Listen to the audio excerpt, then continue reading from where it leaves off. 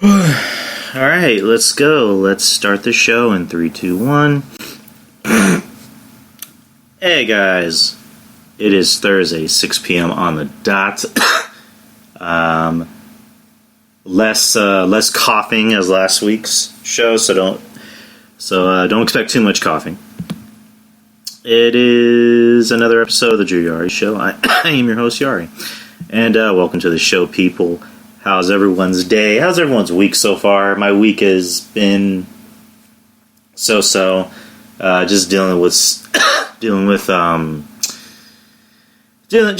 work, but such as life. Work is work. Work is always gonna be stressful no matter where you work. I mean, you can be working in an office, you can be working at McDonald's, and it's always gonna be stressful. You're always gonna have to deal with stressful people, whether it be management or workers or customers, clients, whatever you want to refer to them as. So, just dealing with that, but I'll be good on that. Yeah, I should probably just mute my coughing.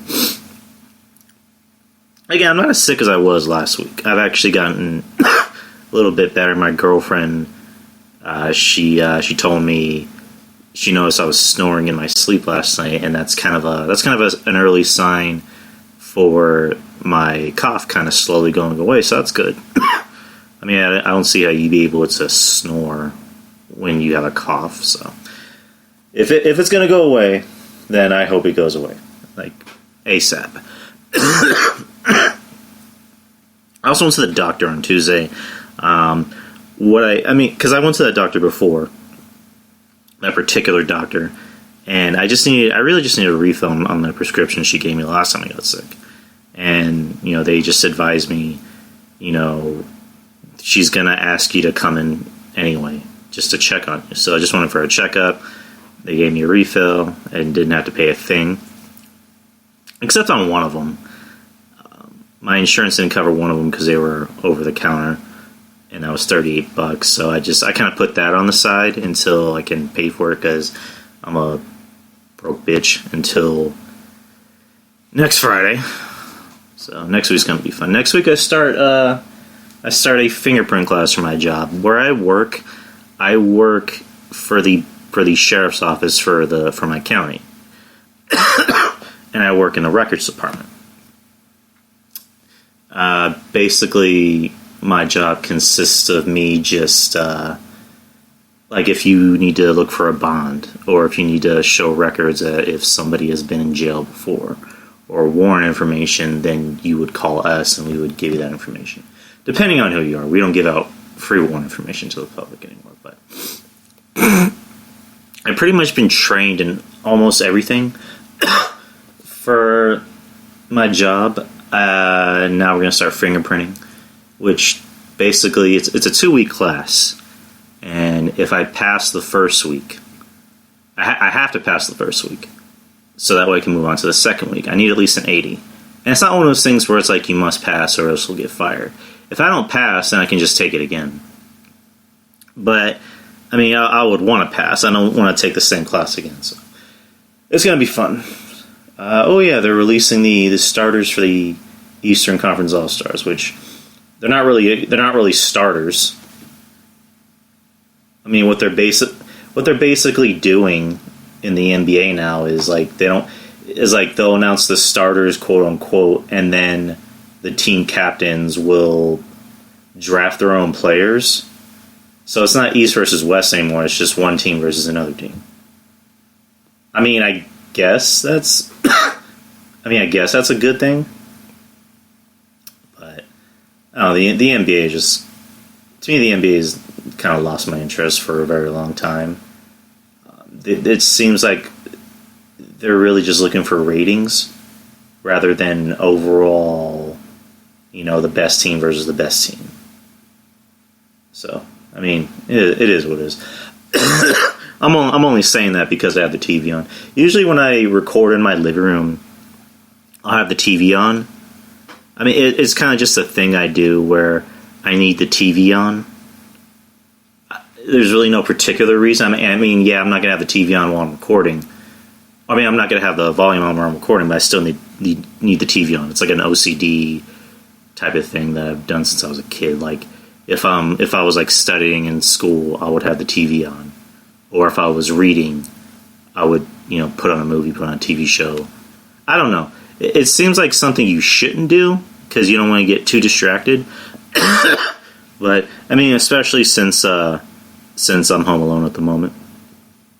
The lady, she has the car, and the sister-in-law is on assignment somewhere. I'm not gonna get out her business, but they probably won't be home for a while. So, anyways, let's get started with the news. Last week I made a big promise because B. Show Brian, he was on the show. He was actually on the first show of the decade. Actually, shout out to B. Show Brian, where he made a good point where he was like, "Do you feel as a host that you kind of have to pay attention to everything? Like that you must watch NXT, you must watch Raw, you must watch A, B, C, and D."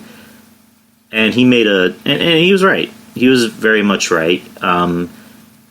Since I'm the host of this show, since it's literally just me the majority of the time, I feel like I'm obligated to bring the news to everybody, to talk about what's going on. Last week, I don't think I did a good job. And, I don't want to make excuses. I wasn't really feeling that well. So my mind was kind of racing and going into, like, a million different places. I feel a lot better this week. And this week I've actually been paying attention. This week I actually did watch Raw. I actually did watch NWA. Watch NXT. Watch AEW for the first time in, I think, November. So I'm able to give you the news, guys, and give you my thoughts. So let's talk about NXT for a bit, and we'll get into the ratings after I'm done talking about NXT and AEW. We'll get into the ratings. So NXT this week, it kicked off with the Grizzled Young Veterans versus Bobby Fish and Kyle O'Reilly. The Grizzled Young Veterans, what are their names exactly? Zach Gibson and James Drake. I'm not sure if I'm sold on that name. I mean, I guess it's like an irony type of thing, but they're a very good team. I mean, they're a hell of a team. I'll give them that. They had a hell of a match against O'Reilly and Fish. O'Reilly and Fish look like they're about to get the win, and then what the fuck is it? Imperium? That's what they're called. I forget the name sometimes. Imperium. There you go. Imperium came out, distract them to get a little payback from last week, or from the NXT UK special, I guess pay-per-view or special event, whatever you want to call it. Or Undisputed Era came out and attacked them, and then the Grizzly Young Veterans, took advantage of the opportunity and pinned Colorado and pinned the Undisputed Era. So now they go into the finals, which is going to be next week. Gotta say about Imperium, John Draper made a very good point about him. Outside of Walter, they're really not that interesting. Like, if you take Walter out of that group, do I really give a shit about the other three guys in the group? I mean, it's not that they're not talented. I just don't care about them. I mean, you look at a group like DX. If you took Triple H out of the group and you had the New Age Outlaws and X-Pac and China, they would still have been an entertaining group because the New Age Outlaws are actually over. Road Dogg was actually over. Billy Gunn was actually over. X-Pac was actually over. China was over. I mean, you took Shawn Michaels out of the group, and they're still over, and that's how Triple H got himself over. So, and again, I'm comparing apples to oranges. I know, but Imperium's just not that interesting. Walter is obviously the glue, the support beam of that team. You take Walter out of that team, that whole house falls apart. Next match, Io Shirai versus Toni Storm. Oh man, it seemed like Toni. I'm not sure if Toni Storm was supposed to be a heel or a face, because she was acting like a face in some aspects, but it seemed like the crowd was way more into Io Shirai. Like I don't know who's more over, Toni Storm or her ass. Oh man, I mean Toni Storm's not bad in the ring. She's actually very good in the ring. But I think her assets kind of outshine her wrestling ability, if you get what I mean. But Io Shirai, I think regardless of who you put in front of her, maybe if it's like a Rhea Ripley, she's always going to be the most over one in that ring because people love Io Shirai. They refuse to boo her because she can work. She can work her ass off. And people are just attracted to her personality. So, really good back and forth between these two. And then Bianca Belair came out and attacked Toni Storm. Basically, as a way is to say, I don't want you beating Rhea at Worlds Collide. I'd rather beat her. I don't want you beating her. Don't take that opportunity away from me. I hope I don't click off the screen. Okay, there you go. So then, that's when you have Rhea come out, and then that's when a big scuttlebutt happens in the ring. Io goes for a pretty mean-looking moonsault outside of the ring on the other three girls. And Toni Storm ends up posing with the NXT, at the time, called the NXT Women's Championship. Let's kind of go off. Well, it's still on topic, but so the NXT Women's Championship will no longer be called the NXT Women's Championship. It will be called the NXT Championship. So, what the fuck is the actual NXT Championship going to be called? Is it just going to be called the Championship? Or the NXT World Heavyweight Championship? Like, some WWE Fox posted this, or WWE on Fox on Twitter posted this. I think the best thing for the women's division right now is that we eliminate the term women. And then 24 hours, that's when NXT decided to not call the Women's Championship the Women's Championship anymore. That is probably, without a doubt, the stupidest damn thing I've ever heard in my life. So, we're just going to get rid of all types of gender terms, and like, in general. There's not going to be a women's division. It's just going to be called a division. or a men's division. It's just going to be called a division. Which, you know what? It makes sense. I'm fine with that. But who the fuck is Rhea going to defend her title against? Since it's not a women's title, does that mean she's going to defend her title against Adam Cole?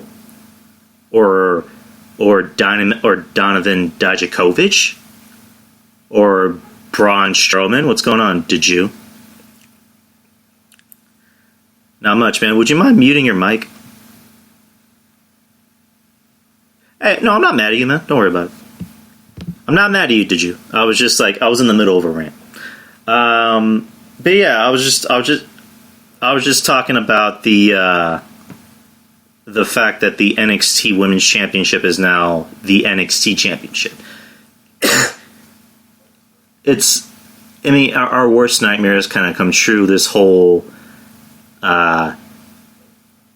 thing about gender inequality, or whatever the hell you want to call it, has now seeped its way into wrestling. Go right ahead, man.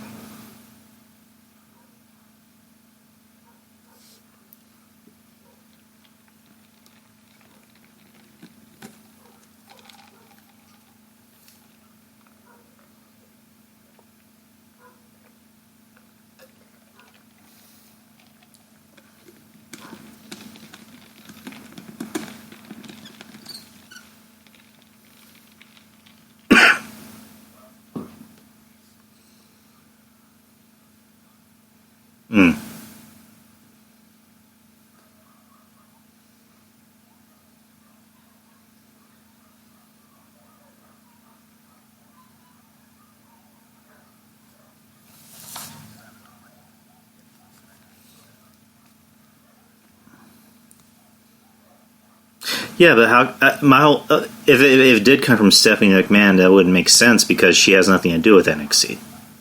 This is all Triple H.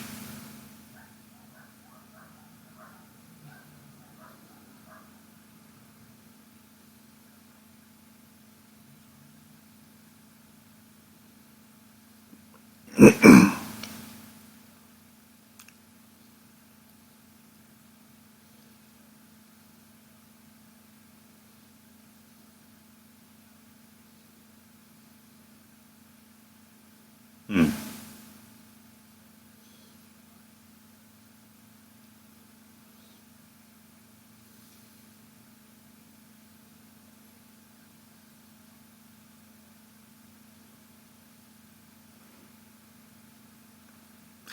Yeah, I don't know. It's just it's still stupid as hell. I'm sorry.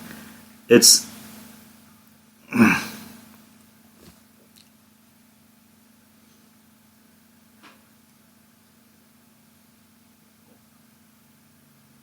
Hmm?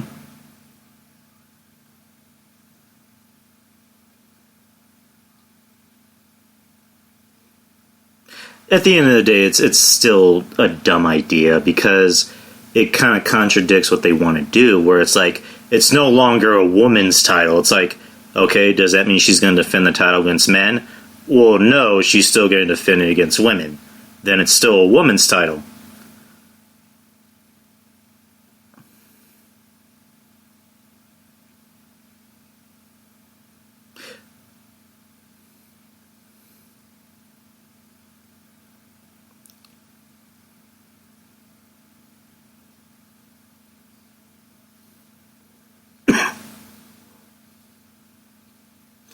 Yeah, you're not wrong. I don't know, man. It's just I kind of hope it's just somebody making up some dumb shit, but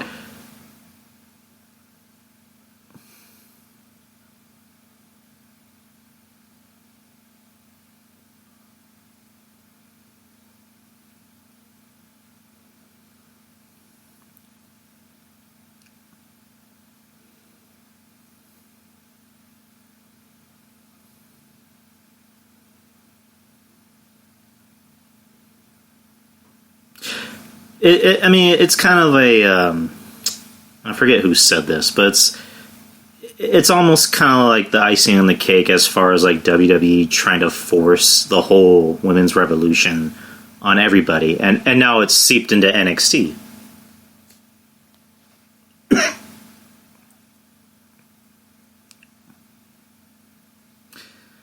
Yeah, but honestly, I don't see AJ ever coming back.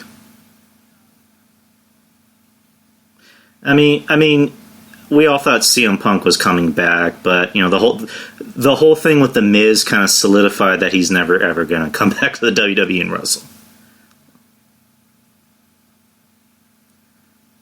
I mean, he seems like he's happy. At the end of the day, it's all about what makes you happy and what's better for your health as far as like mental and physical.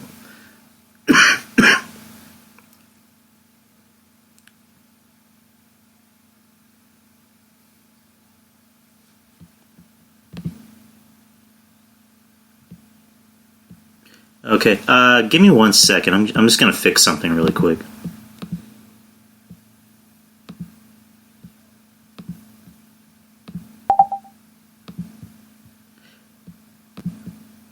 Okay. All right, you still there? Yes, sir. Okay, all right, yeah, because I didn't know you were gonna chime in, because that way I would have fixed the audio settings. So basically, when the show comes out, no one's gonna know anything that you just said. You know what? I'm not that important that I'll get my nipples twisted over it. Oh no, did you? You're very important. Everybody who contributes to the show one way or another is very important. I'll tell you what. You make it up to me next time, and you know what? If you want me to chime in, I'll do it again, and then we'll call it even. You know what? I'm just gonna say right now for everybody who's listening, anyone is welcome to chime in, whatever topic I'm talking about, whether it's wrestling related or not. You're welcome to always chime in, give your opinion. You can disagree with me. You can tell me I'm wrong. You can say I'm a piece of shit. do whatever. Like, you're welcome to chime in. I'm always up for debates. I like debating. I find it stimulating, but that's just me. Yeah, I love debate. Debating's always fun. As long as it's civil, because if it's not civil, it's an argument. Yeah, and I hate arguments. I mean, there's a difference between debating and arguments. Arguments, nobody wins. No. So, no. All right, I'm going to let you do your thing, and I'm just going to sit back and enjoy and maybe play some Xbox. I'll check with you later, okay? Sounds like a plan, man. Take care, man. All right. All right. So, continuing. Next match on the card was Finn Balor versus Joaquin Wilde. My girl was watching the whole show with me. So, when Joaquin Wilde came out, I had no clue who the fuck he was. Honestly. Literally the first thing I said when he came out was, another development talent.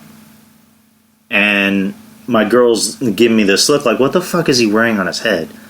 Because I guess his gimmick is that he's, into, like, new age fashion. I don't know. I literally have never heard of it. I don't know this guy through a hole in the wall. And my girl assumes that I'm, like, the wrestling connoisseur. I'm like, I don't know, like, literally every wrestler on the planet. Like, come on. So, this ends up being a squash. Finn Balor wins the match. And this kind of sets up a match that he's going to have on Worlds Collide with,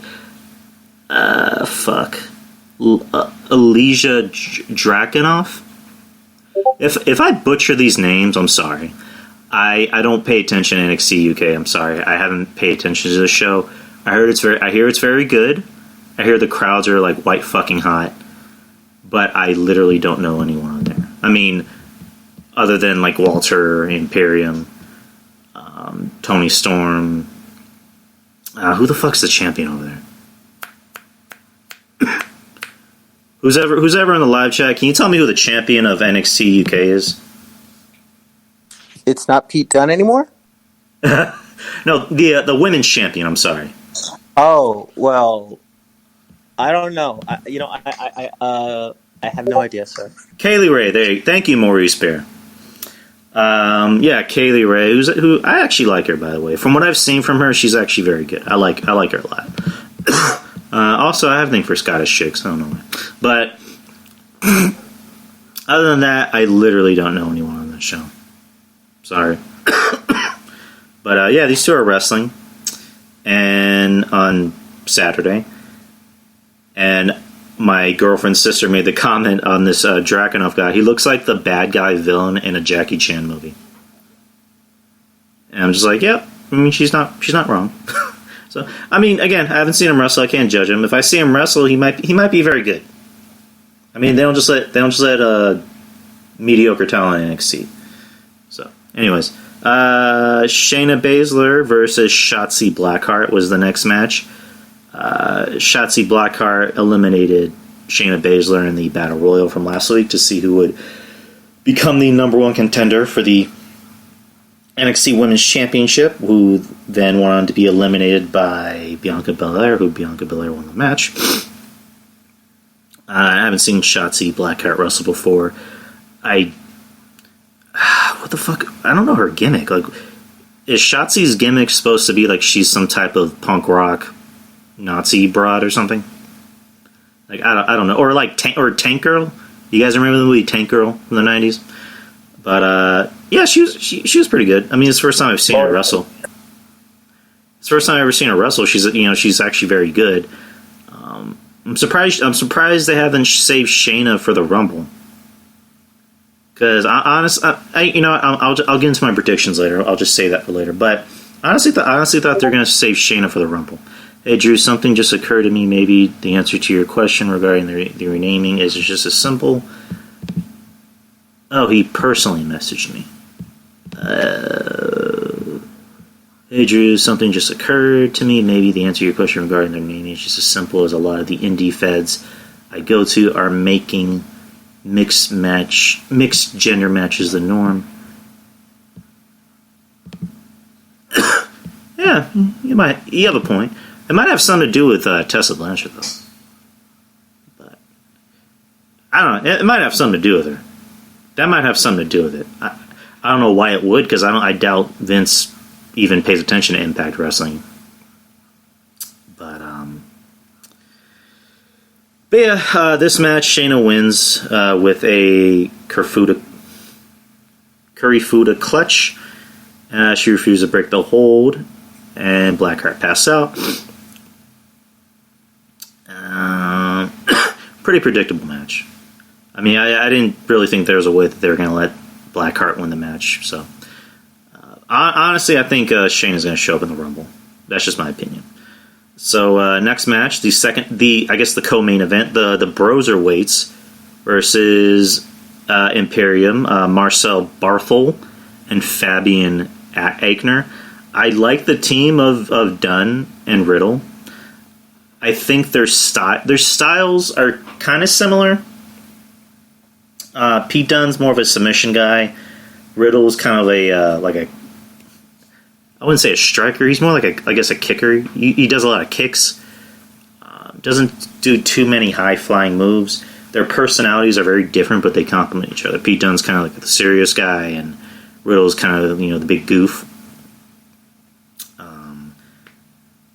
The match was very good. It was very entertaining to watch. The Broserweights, they end up getting the win, and afterwards they confront their opponents for next week's finals, which are the Grizzled Young Veterans. There was a nice promo where who's the bald guy in Grizzled Young Veterans? What the fuck's his name? The bald guy in Grizzled Young Veterans, the guy with the goatee, kind of looks like a skinny Steve Austin. He's basically talking shit to Matt Riddle, saying A, B, C, and D, kind of giving the typical I'm a heel foreigner promo. And then Matt Riddle goes, "Bro, I honestly don't know what you just said, but I heard the word joints, and I just started daydreaming." And I thought that was kind of funny. I'm not gonna lie. I love Matt Riddle. So it sets up next week's match, which I thought that was going to be like the match at the Worlds Collide pay-per-view on Saturday. But I guess they want to save that for next week, or maybe there's just too many matches. Because I know NXT doesn't like to do too many matches on a show. They want to do maybe like 4 or 5. So I mean, it wouldn't hurt to add like a 6 match. So main event: Roderick Strong versus Keith Lee. With Undisputed Era at Roderick Strong's side. Pretty hot match. Like, this match was very hot back and forth. I was surprised they didn't do something with William Regal coming out and telling Undisputed Era you gotta leave the ring, or the referee throwing out Undisputed Era. I guess they kind of wanted to make. They really did want to make, Keith Lee look real strong. Real strong, brother. Because if you had thrown out the Undisputed Era, there's no way, like, as far as like a realistic standpoint, you would have watched that match and went, yeah, I don't buy Roderick Strong kicking the shit out of Keith Lee unless he has backup. So it made sense for Undisputed Era to stay out there. So that way, Keith Lee, he already looks strong, but you make him look real strong because he overcame the odds. Because at the end of the day, it doesn't matter if you're a big guy. If you're surrounded by, 4 or 5 other guys kicking the shit out of you at once, it's going to be difficult. Not that I'm like some, tough, Randy Couture, type of fighter. It's just common knowledge. So, again, very good back and forth. Keith Lee ends up picking up the win, becoming the North American champion, which good for him. Again, like I said about Shayna Baszler, I honestly think Keith Lee might end up showing up in the Rumble. There was a rumor that no NXT talents are going to be in the Rumble, which I doubt. Because I was listening to Julian's show on the wrestling court, and he read that there are already 26 slots filled for the men's side. So that leaves, actually I think he said 25, whatever. But that leaves about 4 or 5 more spots left in the men's Royal Rumble. So that can either be for NXT talent that are debuting, or maybe some legends show up. But I'm still sticking to my gut that I think Keith Lee might show up in the Rumble. Overall, I thought NXT was a pretty good show. The last couple shows for NXT weren't, they weren't terrible. I don't think NXT's ever really done a terrible show, but they haven't really been that good. But this show in particular was actually very good. It was a pretty solid show, good back and forth. I'm not too big on them, adding 5 tag matches in a show, but I thought the tag matches are actually pretty good. I wish that neighbor's dog would shut the fuck up for like 5 minutes. Jesus Christ. Dog barks at nothing. Give me 1 second, guys. I'm just going to turn on my porch lights real quick. Talk amongst yourselves.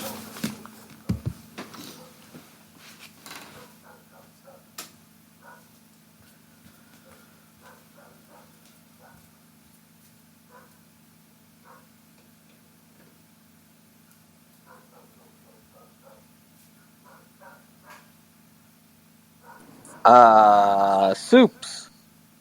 How you been?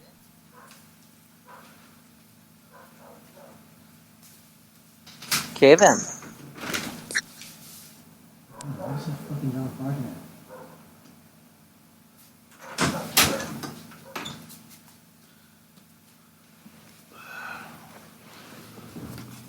Alright, sorry about that, guys.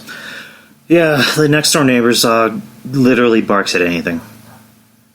And I don't really worry about that dog. If my dogs are barking at something in our driveway, that's when I get worried. Yeah, we've already had 2 cats killed because of dogs in our fucking yard that will try to fuck with our cats.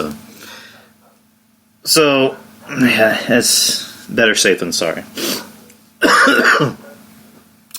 Yeah, NXT was actually very good. Moving on to AEW. Again, I haven't been keeping up with AEW. Now I've decided I need to watch all shows. So I'm not just up here talking like a dullard. But AEW this week took place on Chris Jericho's Rockin' Wrestling Rager at Sea Part 2. First match on the card was the AEW Tag Team Championships. It was a Hangman Page and Kenny Omega versus SCU. Why did my voice change into a goofy podcaster, as DT would say? That was a bad DT impression. Don't tell DT I made a bad impression.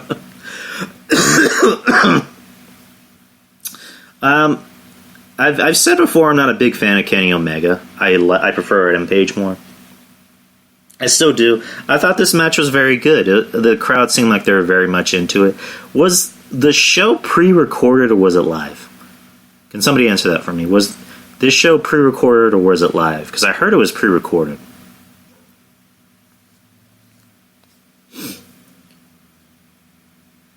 Did you said it was live? I heard it was pre-recorded. I'm not saying you're lying, but like, yeah, because I remember somebody posted saying, these pre-recorded shows are the drizzling shits. I mean, I didn't think they can pull off a... Oh, Sean Kenter says it was taped.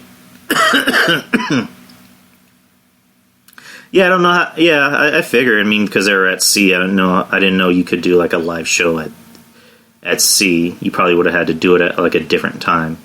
And weren't they like in like overseas? They weren't even in the United States. So yeah, I mean, I figured it was overseas. So the crowd, from what I saw, seemed like they were very much into the match. At SCU, I mean, Scorpio Sky is talented, but Angie Karlik from False Count Radio made an interesting point about AEW, is that their whole thing is we want to put over the young talent, but yet let's give our first ever tag titles to Christopher Daniels and freaking Kazarian. I mean, Kenny Omega's not exactly a spring chicken, but he's a little bit younger than them, and so is Adam Page. So, Adam Page and Kenny Omega are tag champions.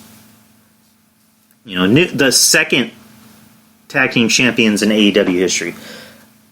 Was this like almost like an answer to what happened on Monday? Or, was this show already taped before or after Monday Night Raw? Because I guess we can kind of... we'll go back to Raw. But on Raw, the main event was Seth Rollins and...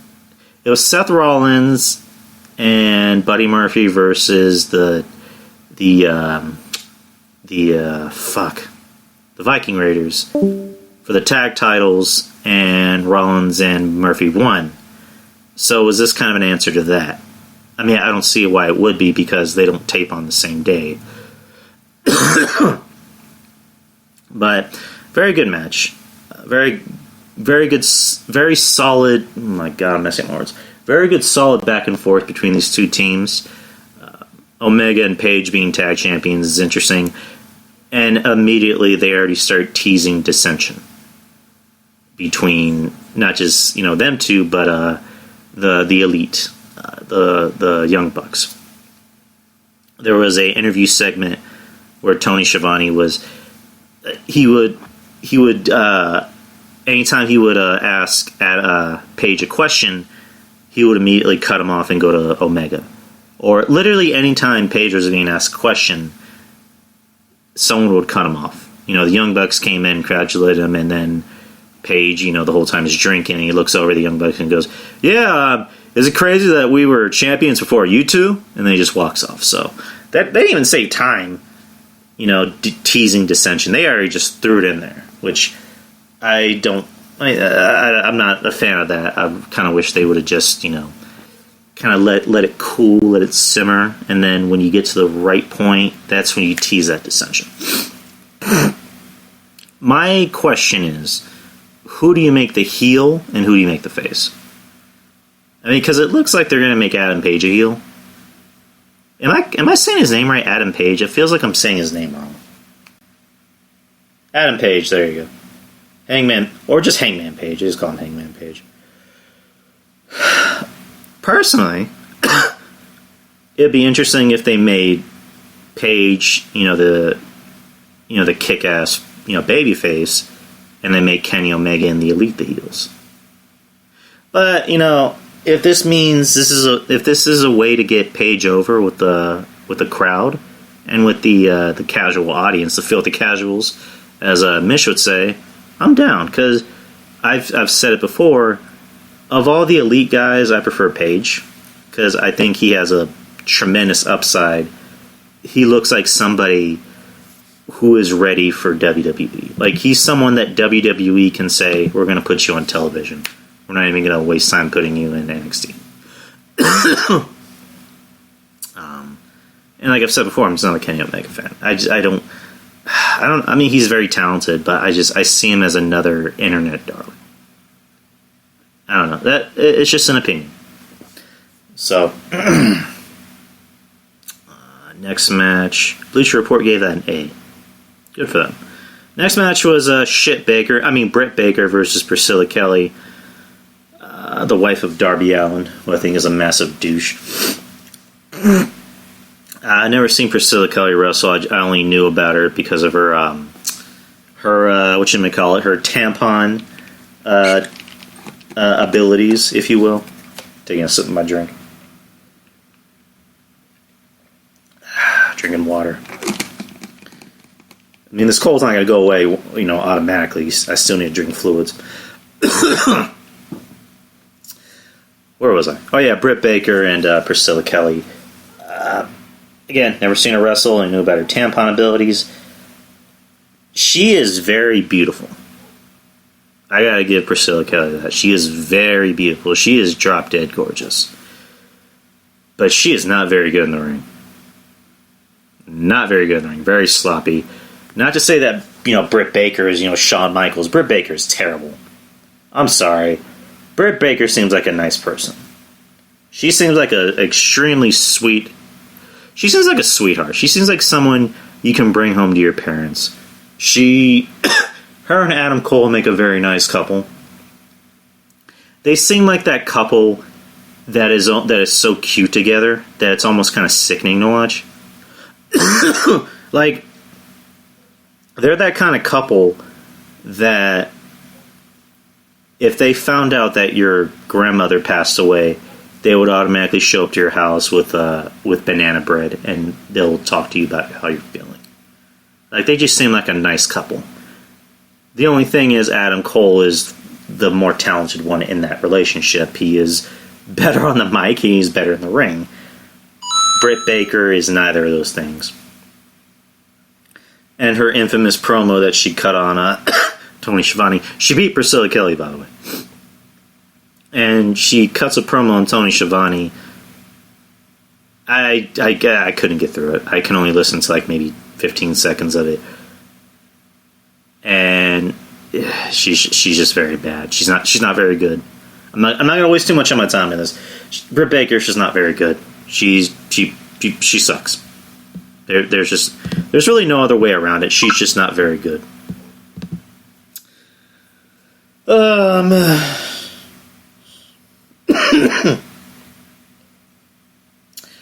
Next match was the Jurassic Express, which was Luchasaurus, Jungle Boy, and Marco Stunt versus the Inner Circle, Chris Jericho, Santana, and Ortiz. Pretty interesting match. I like Santana and Ortiz. I forget which one it is. The one that has like the afro. I like the way he sells. He has that exaggerated, I'm gonna pretend like I just got hurt worse than I already did type of selling, and I love that. And they're great in the ring too. They're good on the mic, and I think they work well with Jericho. So far, the Inner Circle, I like them. I don't think they're setting the world on fire, but I like them. They work well together. They seem like they're actually friends in real life. I don't think Jericho would just choose anyone to be in a group if he's going to start a group. So he seemed like he knew who he was picking. But and as far as like Jurassic Express,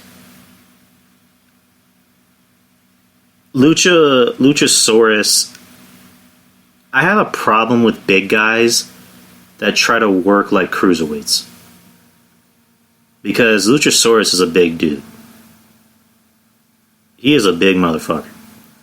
And yet he's doing flips, he's doing dives, he's just doing all this crazy shit, which to me it's like, you're a big guy, work like a big guy. Do clotheslines, do power moves. Like, work like a big guy is supposed to. It's like same thing with Keith Lee. I love Keith Lee, but pretty soon Keith Lee is going to start hurting when he's doing with all these dives that he's doing. So, just for big guys in general, just once you're in these spots, because Keith Lee is going to be in the main event spot. There's no doubt about that. He needs to kind of do more power moves and less of these cruiserweight moves.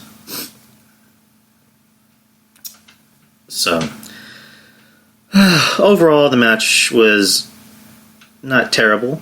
The end of the match, what happens is that Luchasaurus, has a schmoz with Jake Hager.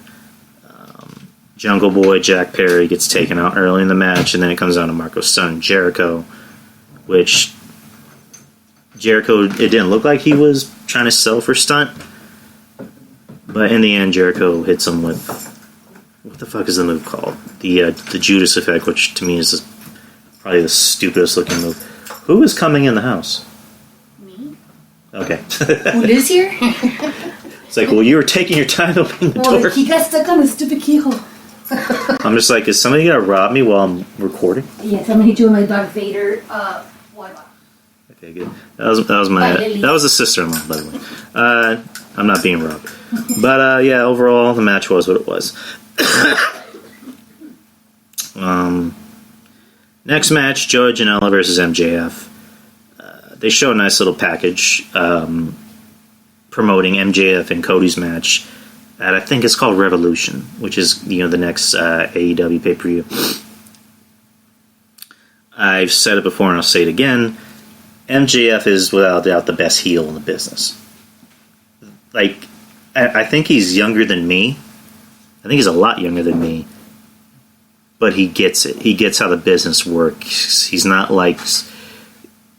He's smart enough to keep the gimmick going because he's not like a lot of these guys in the business who act like heels, but they also want to be loved. MJF will act like a heel on and off camera.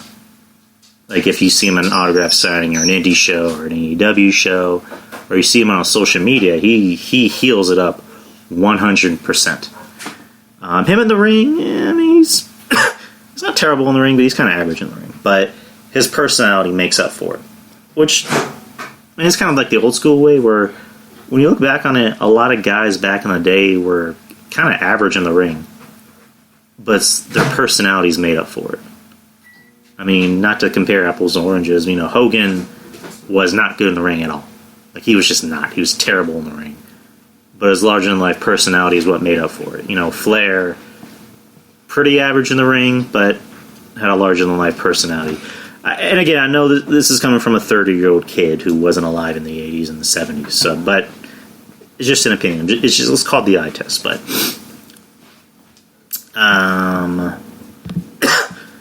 the match ends with who the fuck was it? It was Kip Sabian and Penelope Ford.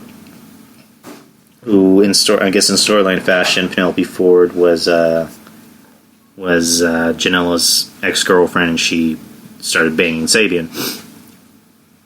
They distracted Janela as he's going up for an elbow drop.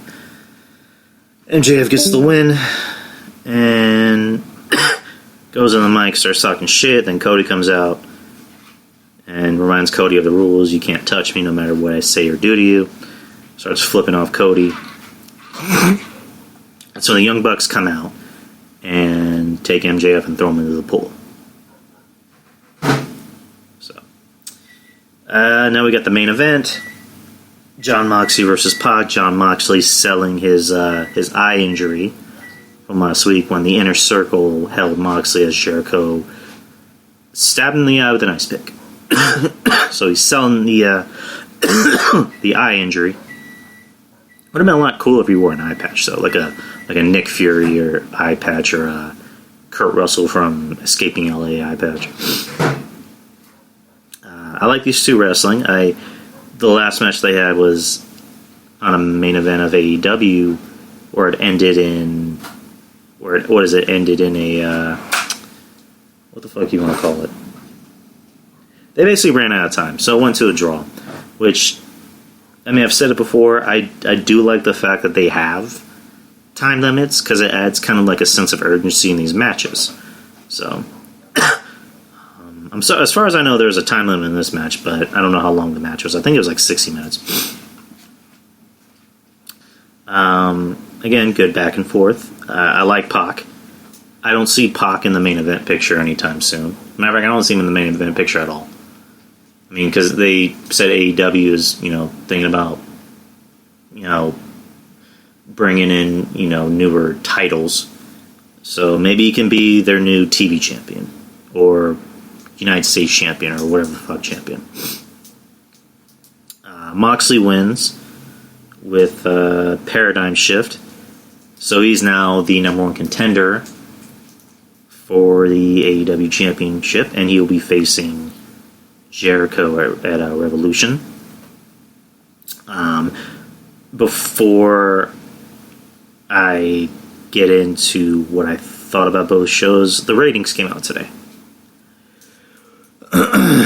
AEW wins again. AEW with 871,000 viewers to NXT's 769,000 viewers, up from last week.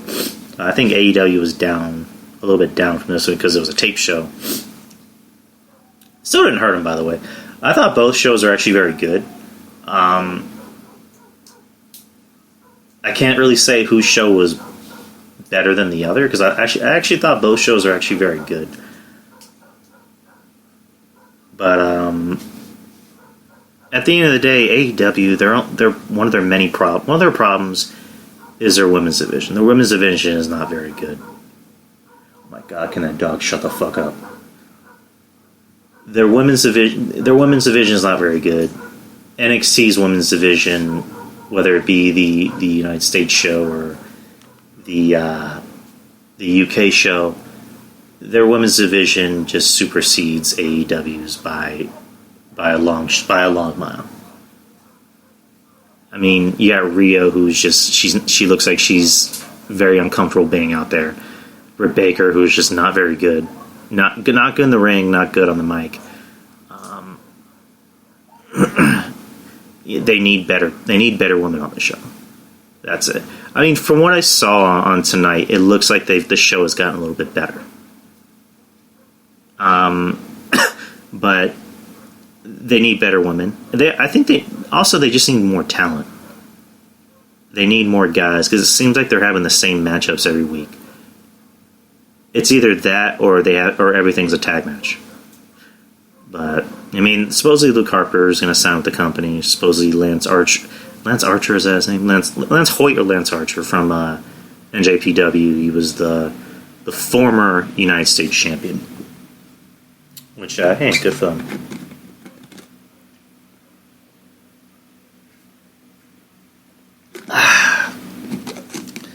But yeah, I thought both shows did good. I can't really say which show was actually better than the other. I mean, according to ratings, a taped AEW show beat a live NXT show. So, but hey, I thought both shows did very good. What's going on, Perk Dog? I guess we can talk a little bit about Raw. We'll keep that short and sweet. I thought the ladder match was very good. To me, I think it was maybe one of the better ladder matches I've seen in a while. I was surprised Ray was taking that many bumps. Like, if I was his wife or his son, I would say, "Are you a fucking idiot?" Because I mean, what was that one bump? I think Ray was trying to do what do you call it? It's like a version of a power bomb. I don't know if maybe they just weren't connecting on time, and then you just see Andrade laying out his head, and then Andrade does that sick DDT to Ray on the broken ladder. That was pretty gnarly to watch. Not gonna lie, it was a pretty gnarly spot. I don't envy Ray after that match. I don't envy how he's feeling. The guy's already being like held together with duct tape and crazy glue. I'm surprised that they had this match for free on Monday Night Raw. I'm surprised they didn't have it on on the pay-per-view. I mean, it would have been interesting to have it on the pay-per-view. Like you have a ladder match in front of that hot Houston crowd. Jesus. But hey, I mean, they needed something. They needed a hot show to go on with, and supposedly the ratings are up. I mean, I think it was like a 2.3, which was up from last week. And then Umberto came out after the match when Andrade tried DDTing Ray on the exposed concrete, and he came out in a weird way. He came out wearing a Ray mask and then decided to take it off so they can do the whole, hey, it's Umberto, which it would have been better if Umberto just came out. If he had just made the run-in to save Ray. Instead of doing the whole, hey, it's Umberto Carrillo. He's under that mask. And, I mean, they're actually wrestling Sunday, Umberto and Andrade, which I guess they want to get started with that right away. Whatever. I don't run the fucking company.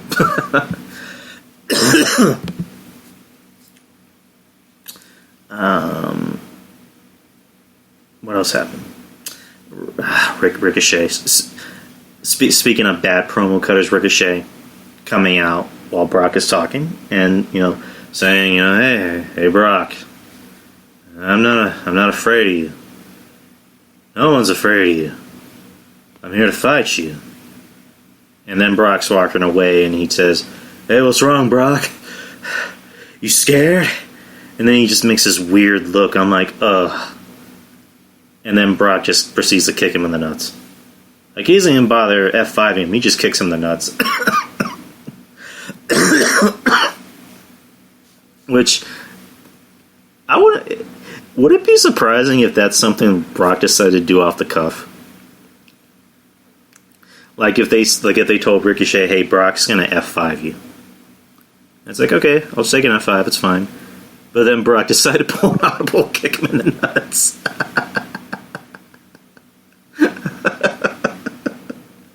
That seems like something Brock would do.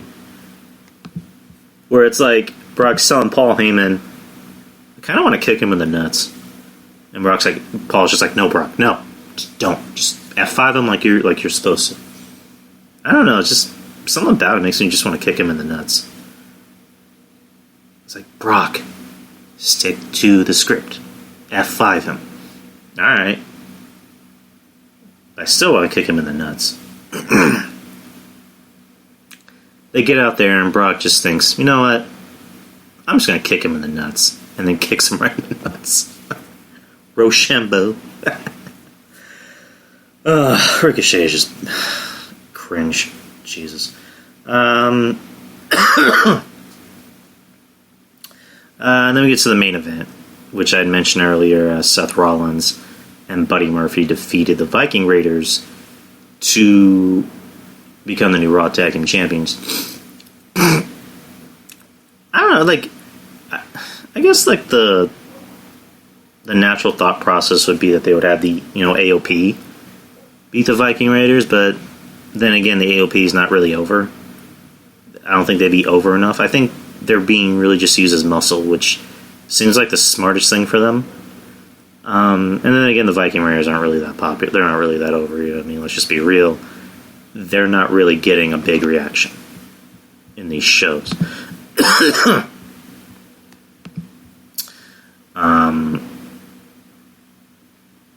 So I guess you want to put the titles on guys who are actually over, who actually do get a reaction.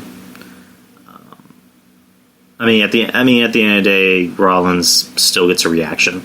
I mean, he gets booed, but it's still a reaction because now it looks like he's embracing that heel persona. So good for him. Buddy Murphy's starting to come into his own. I mean, this seems like a punch in the like a nice little punch in the arm for Buddy Murphy. I mean, his careers are.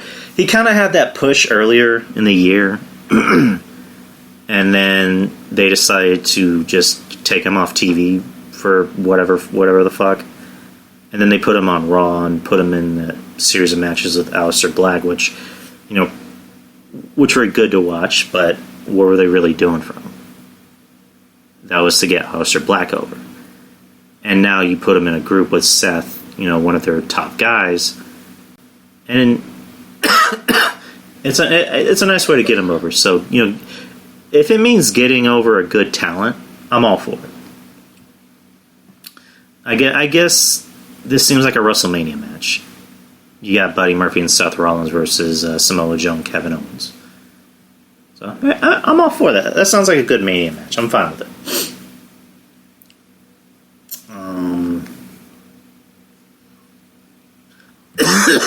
I was going to talk about NWA. Who the hell just messaged me? Okay. I was going to talk about NWA. I did watch NWA Power. I went through a spurt where I wasn't really watching it. I was praising the shit out of it when I first started watching it, and I stopped watching it. Now I'm paying attention. I thought the show this week was very good. I'm starting to like I said before, I wasn't a big fan of Nick Aldis, but now he's starting to grow on me. Again, another guy who, like, he's embracing the heel persona. He's not terrible in the ring. I mean, he's not going to light the world on fire. And NWA is mainly for... Okay, AEW and NXT are for the younger audience. They're for that younger audience that's into the high spots and the kicks. Whereas NWA is more about mat-based wrestling. You're not going to see, 60-minute, spectacular matches. You're not going to see high spots. You're not going to see ladder matches. You're just going to see good old-fashioned wrestling. And to me, I think the old school look is what really gives us appeal. I think if NWA didn't have the old school look, people wouldn't, invest their time in it. But because it has that old school look to it, it's what's bringing people in. I guess we can... Somebody just emailed me. Give me 1 second.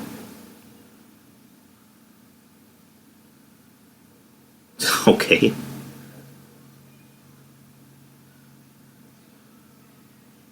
Yeah, I doubt it. I got an email from my former job that I literally went in for one day and didn't show up afterwards. They just sent me an email saying, "We want you back." It's like, no, you don't, bitches. The first match on the card for NWA Powder, Tasha Steelz versus Thunder Rosa. Thunder Rosa beat Tasha Steelz. I like Thunder Rosa. I like her gimmick. Anything with face paint usually gets over. If you're wearing face paint, you usually get over. Her gimmick's interesting. It's kind of like a cross between, I guess, she's almost kind of like a female Jeff Hardy in some ways. But, second match, she got Thom Latimer versus Trevor Murdoch in the NWA TV title tournament. The big gimmicks in these matches are it's 6 minutes and 5 seconds, which is interesting. I don't know why they don't just make it like an even 10 minutes. I said before, I like that they have time limits in wrestling matches now because it adds a state of urgency in each match. But NWA wants to do things a little differently. I'm assuming at their pay-per-view events the matches are longer, but Trevor Murdoch I like his look. He has that old school look that fits NWA. He seems like someone that's going to get over huge in this company. Thom Latimer, who's in Nick Aldis's group, was it Risky Business or Just Business? Or Strictly Business, there you go. Who's dating Camille. Or I think he's either dating her or married her. Murdoch wins by getting a roll-up on Thom Latimer. Didn't even lay a hand on Latimer. Didn't get any offense in, but ends up rolling him up. Okay. Next match on the card. Allison Kay, the NWA Women's Champion, versus Marty Bell. Marty Bell, her former best friend, in a non-title no disqualifications match. These two were brawling all over the studio. They were brawling outside of the ring, on the concrete, in the crowd. I'm not sure if Allison Kay is supposed to be the heel or the face. Because her and Melina had a schmoz where Melina drops an F-bomb during her promo. And is Melina wrestling? Is she just running a stable or is she wrestling? I mean, that's really my only question. I mean, judging by the promos, it looks like she was wrestling, so that was kind of a dumb question. Never mind. Forget I asked that question. But, man, we're already an hour and 4 minutes in. Crazy. Time flies when you actually have something to talk about. But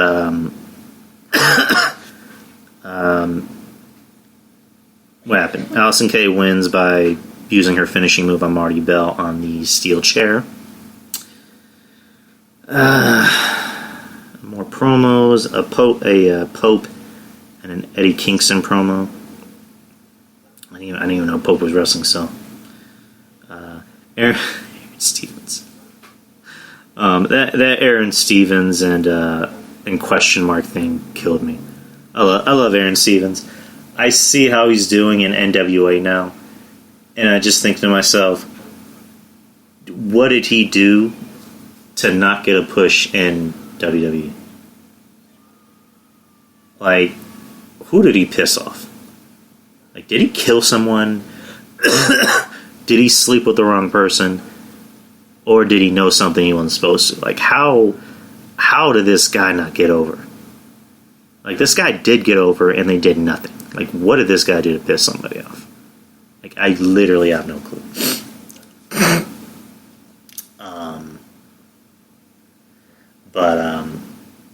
Yeah, it was a nice little bit where his sensei, the question mark, decides to demonstrate a karate, as he would say, demonstration. And the fans are yelling, question mark, and Aaron Stevens goes, don't call him a mark. So it was a funny ass segment. It was gold. And then one of the students ends up being what the fuck's that guy's name?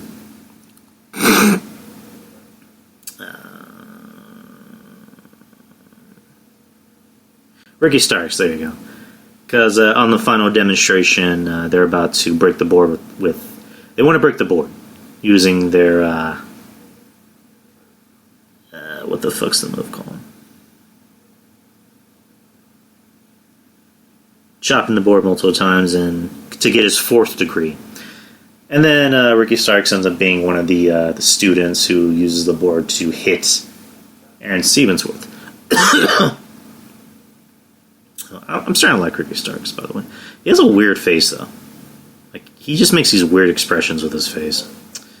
But, was this the main event? No. Next match, last chance gauntlet match for a spot in the NWA TV title tournament. Ken Anderson wins. Again, Aaron Stevens was like one of the last opponents. He comes into the match earlier and decides to hide, and then comes out later as question mark distracts Ken Anderson and Cole Cabana, and I guess he uses one of his karate. He's trying to use one of his karate moves on both guys, and uses both hands on Stevens. And Stevens is in storyline fashion. He's paralyzed after using, I guess, the poke of doom or the fingers of doom. And he's just stiff as a board, just bouncing back. Just bouncing back and forth on the rope. I just thought that was just amazing. So then it comes down to Ken Anderson and Colt Cabana. Ken Anderson gets the win, I think, by holding the tights. And Colt Cabana is just, he's pissed off that Anderson had to cheat. Anderson assures him, hey, you gotta do what you gotta do to win. Shakes his hand, they hug, and then Anderson, stabs him in the back. He turns his back on Colt Cabana, now Ken Anderson's evil. And after the match, he proceeds to beat the shit out of Colt, to where they had to get him off of Colt to make sure he didn't hurt him any further. The Lakers and the Nets are playing. I don't really care. Spurs are my team. But now Ken Anderson is now part of the tournament to become the television champion. So, there you go. More setting up. There's a James Storm promo with Eli Drake, which was kind of funny. James Storm doing his best impression of Ricky Bobby. Saying, I'm all hyped up on Mountain Dew. Basically setting up the matches at hard times. Nick Aldis versus Ricky Morton. Good match. The crowd seemed like they were very much into it. Nick Aldis gained the win. I mean, they're not going to put the title on Ricky Morton. They put the tag titles on him and Gibson, which I thought was interesting. But the match seemed like it ended very quick. Like, they didn't waste time like having Aldis, doing like some big promo and celebrating outside of the ring. No, as soon as the match ended, the show ended. I mean, I don't know if they were running out of time on Facebook or YouTube, or because I know they stream on both. But after the match, they teased Marty Scurll coming out. Scurll. I don't know, is it Scurll or Scroll? It is what it is. But NWA Art Time is going to be tomorrow. I would watch it, but I'm broke. So, if there's anyone kind enough to put out a live stream of that, which I'm pretty sure they will. I know they streamed the last one, and someone put out a free live stream for everyone to watch. That will be much appreciated. I'm actually I'll watch it if I'm able to watch it. I'll watch it, and I might even review it. I don't know, but so far the match card is. I won't spend too much time on it because I haven't been that invested in NWA lately. You got the NWA television title tournament. You got the Question Mark versus Trevor Murdoch. You got Dice versus Math. Tim Storm versus Ken Anderson. Ricky Starks versus Cross.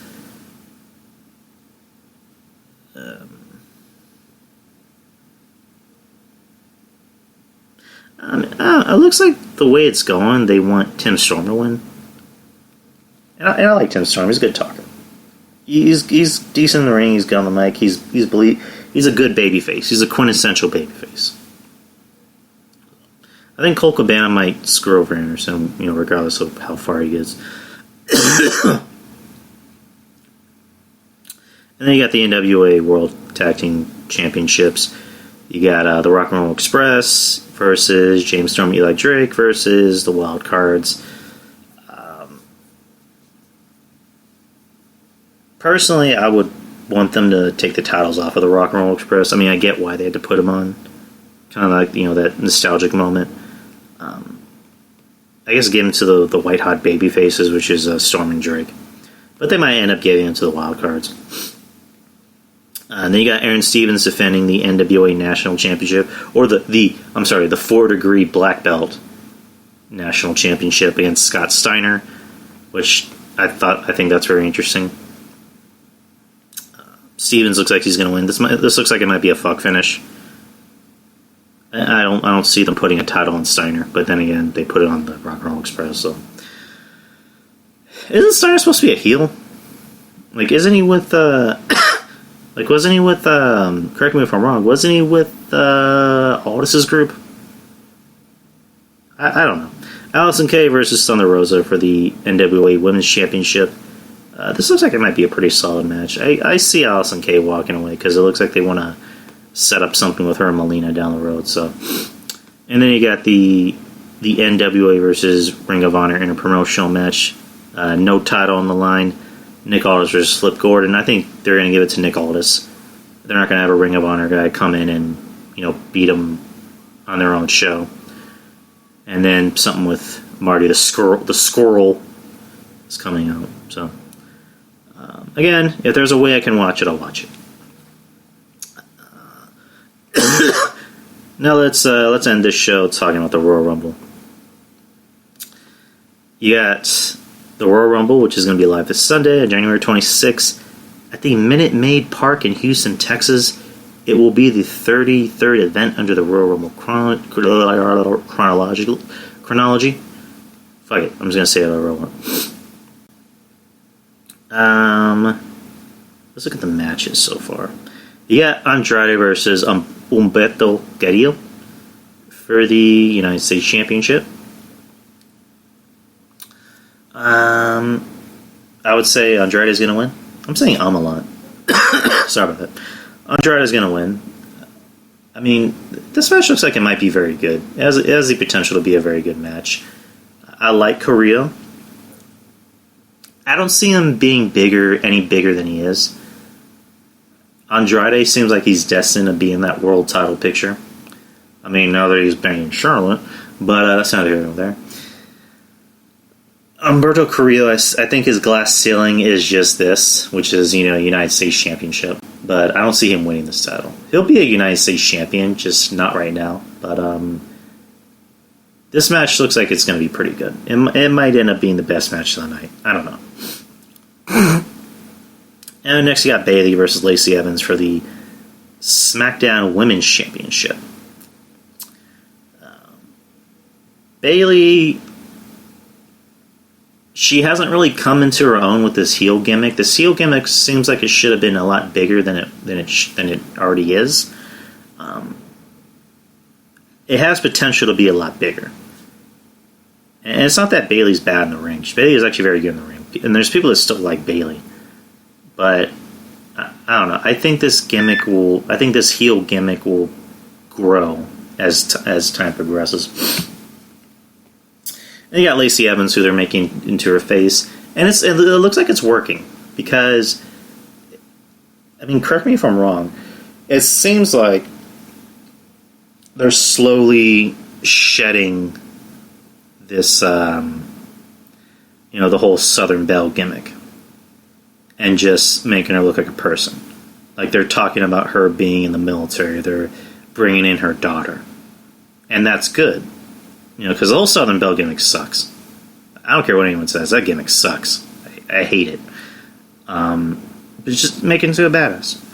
I mean, the girl is a legit killer. She should be somebody that should be in the same ring as Ronda. Like, if anyone's going to look believable out there against Ronda, it's going to be her. I'm going to take another swig of my drink.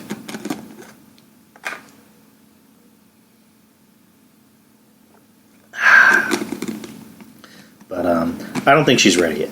So I think Bayley's going to win. It's going to be in like some type of fuck finish type of way. Her daughter might get involved. I don't know. But yeah, Bayley's going to win.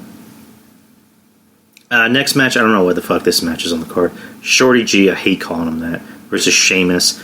I don't care about this match. I don't care about Sheamus. I'm going to call him Chad Gable. I'm never going to call him Shorty G. I like Chad Gable. I don't care about this match. Like, I wouldn't be surprised if this was a pre-show match. Which I think it might be. But Sheamus is going to win. There's no chance in hell that Chad Gable's going to win. So, next match, Roman Reigns versus King Corbin in a Falls Count Anywhere match. This match can go either way. Because they let Corbin win the last match. Like, decisively. Now that Roman Reigns believably has help in this storyline, now it could go either way, because now he has the Usos back. And King Corbin has his troops. He has Dolph, and he has Bobby Roode, who got suspended for doing drugs, and now he looks a lot bigger than he used to be. But that's not my business. At the end of the day, I think Roman should win. This match could be interesting because it's Falls Count Anywhere. I mean, you could use weapons. You could you could spear him into the crowd. He can spear him into a popcorn machine, which I doubt they'll do. And again, it could go either way, but I think Roman's going to win. I mean, it's Roman. At the end of the day, it's always going to be Roman.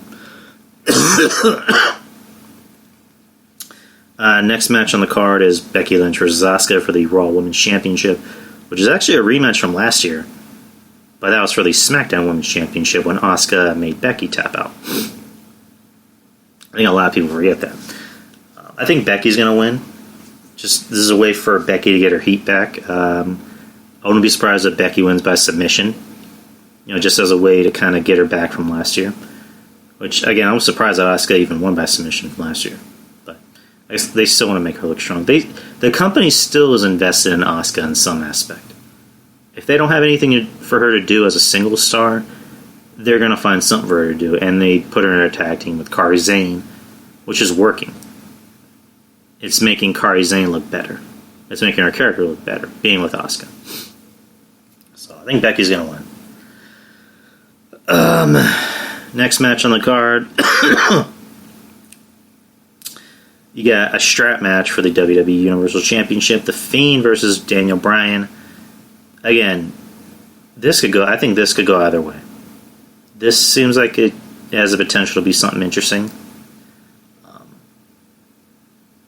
strap match. Basically, they're just going to be confined together, via a strap, and they'll still be able to beat the shit out of each other. They just can't run away from each other.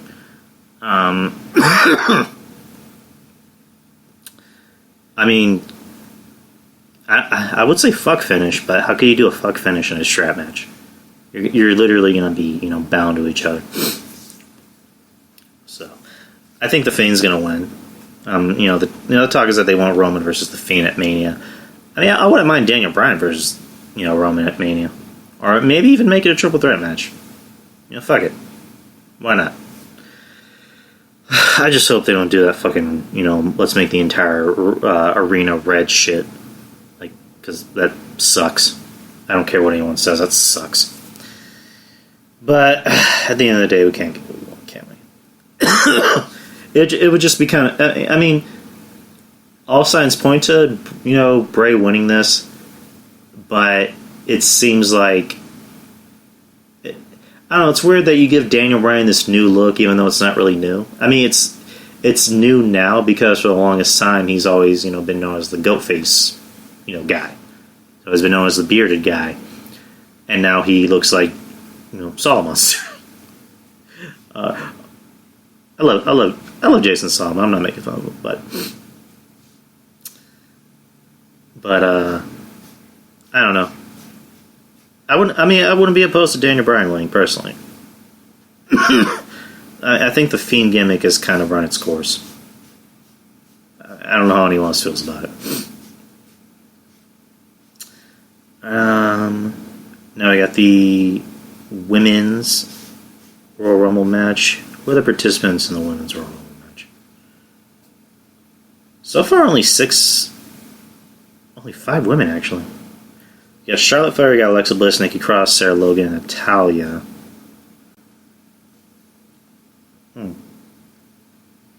So far, those are the only women. Which I'm pretty sure there's going to be Carmella's going to be in the match. There's going to be some NXT call-ups. There's no doubt about that.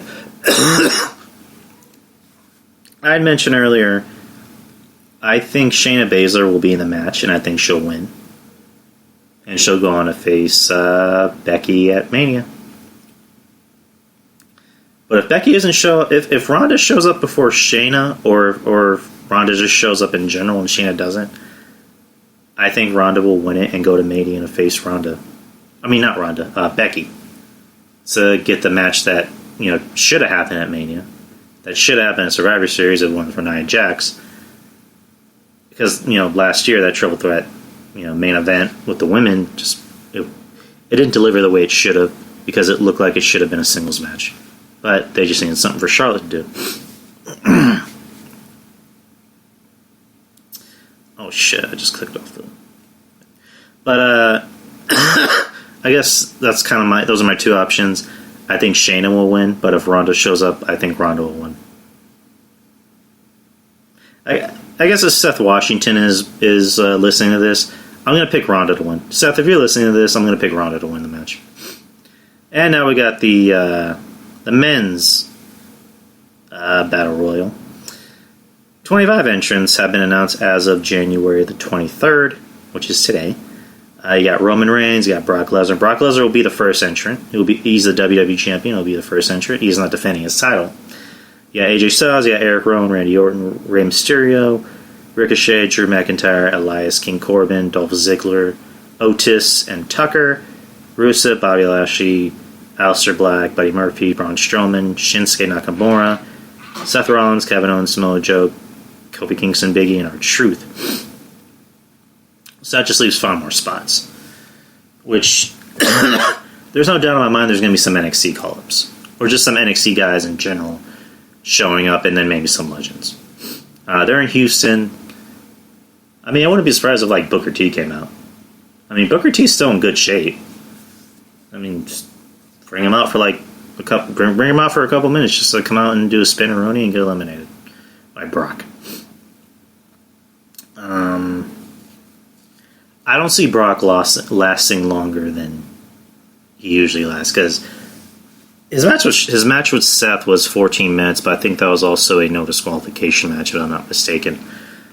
I don't know. I don't see Brock lasting this whole match. Somebody's going to eliminate him. Whoever eliminates him is going to be his opponent at Mania. Mark my words. Because that's kind of how it has to be. My pick was Keith Lee. I personally think it will be Keith Lee. Keith Lee is on a hot streak. The talk is that Vince loves him. Vince loved what he saw at Mania. The office looks at him as an opponent for Brock and sees him as a guy who looks believable out there fighting Brock and possibly beating him. But that works for me. I think Keith Lee will come out and eliminate him, and then the final four. I made it today, and again, Seth, if you're listening, my final four will be Keith Lee, Roman Reigns, Baron Corbin, and Drew McIntyre. And I think it will come down to Keith and Roman as a way to finish up what happened at Survivor Series, as a way for Keith to get his heat back, to get payback on Roman. So, that's my choice. I think Keith Lee will win the Royal Rumble. I think Brock will run through 10 opponents. I think Brock will eliminate the first 10 entrants in the Rumble. Matter of fact, no, I'm going to say 8. I think Brock's going to eliminate the first 8 people in the Rumble, and then you're going to have heavy hitters like Roman come in. You're going to have Drew McIntyre come in. Then you're going to have Keith Lee come in. And then that's when Keith Lee eliminates Brock. Which, then you have that big stare down with Keith and Brock. So, Brock versus Keith, that's my Mania match, by the way. I know some people pick Drew McIntyre. I like Drew McIntyre. And contrary to popular belief, I am not showing up in the Royal Rumble this Sunday. Kevin Castle was referring to Drew McIntyre, not Drew Yari. I mean, I wish I was in the Rumble, but I'm not. I'm sorry, guys. Personally, I will mark the fuck out if I see myself show up in the Rumble. But sorry, guys, I'm not. Anyways, those are my Royal Rumble predictions. I'll try to get in touch with Seth and see if he heard the show. But, oh yeah, I had a question. So somebody on Twitter. I'll just use that to close out the show.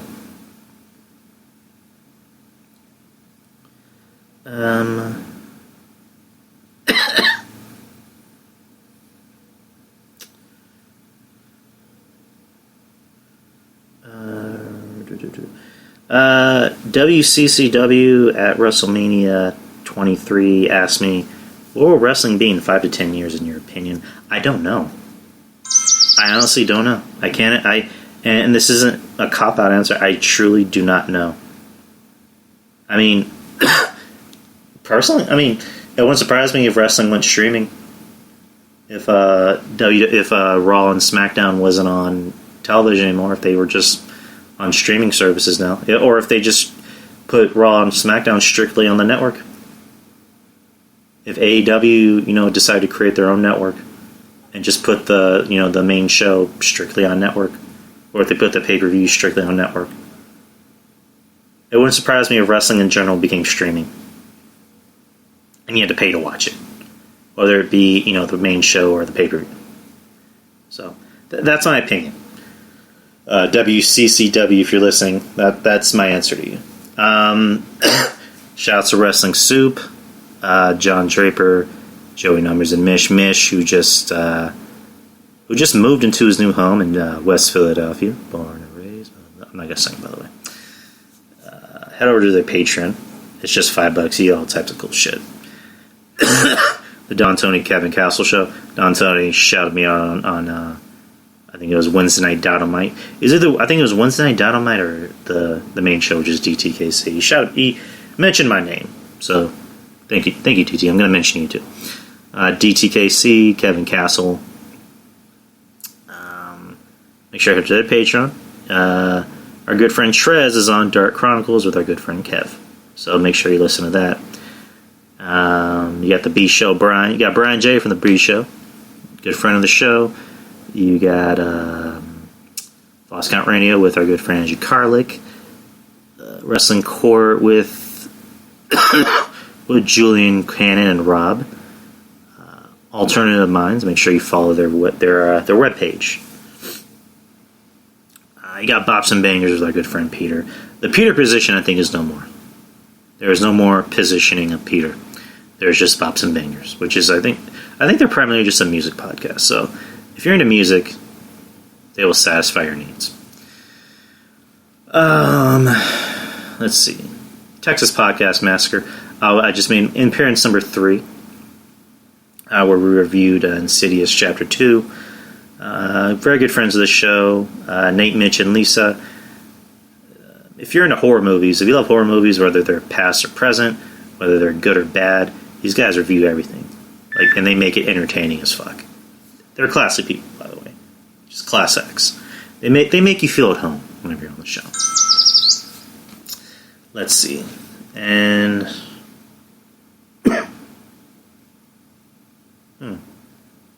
If I'm forgetting any names, I'm sorry. Shout out to anyone who listens to the show. I'll put Tyler the Trademark. There you go. And again, shout out to anyone who listens to the show. When this show comes out, you won't hear Jew talk for a bit because I forgot to put on the audio settings, which he wasn't officially part of. He wasn't like an official guest on the show, but I just forgot to put on the audio settings, so I wasn't expecting him to chime in. So, and again, in the future, if on any show, if you guys wish to chime in, you wish to have a friendly little debate with me, disagree with me, call me out on my bullshit, you're free to do so. And I made sure to fix the audio as soon as he was talking, because there's going to be a portion where you just hear me talk to someone, you're not going to hear anyone for at least a minute, at least a minute and a half. But I'll be sure to upload this and edit this and upload it as soon as I can. I'll be back next week. These next 2 weeks aren't going to be easy. Again, like I said, I'm going to be taking this fingerprinting class for my job. It won't affect the show, by the way. It won't affect the show in any way, shape, or form. I'll just be very tired coming in to record. So, anyways, guys, take care. I'll see you guys next Thursday. Hopefully we can all enjoy the show tomorrow. I'll definitely catch Worlds Collide on Saturday, and of course the Rumble this Sunday. It's undecided if I'll do a recap show. I usually don't do recap shows, but we'll see. You never know. I'm full of surprises. Later, guys, and take care.